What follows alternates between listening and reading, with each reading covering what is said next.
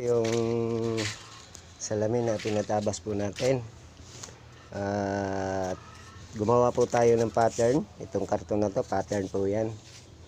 Yan, makikita nyo po. Bali dalawang pattern, dalawang pattern yan. Ito tsaka ito po, dalawa.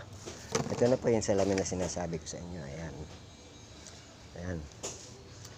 Bali 8 putol to. Ayan.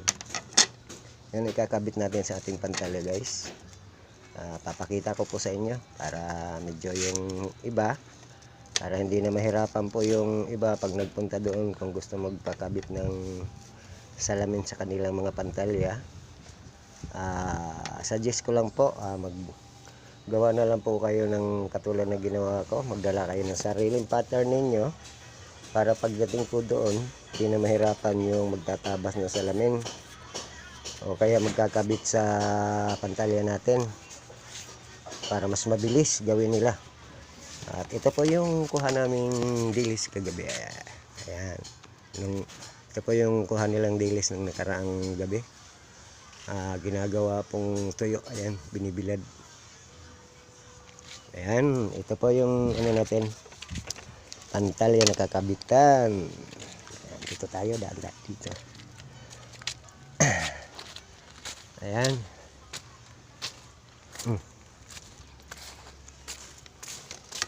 Ayan. Dito natin ikakabit yan pag ganun. Ayan. Ayan, dyan. Ganyan ang pagkabit niyan. Paikot dyan. Ayan, no? Tapos padidikitan ng ito, ginagamit silicone pandikit. Yun ang ginagamit po namin. Pwede rin namang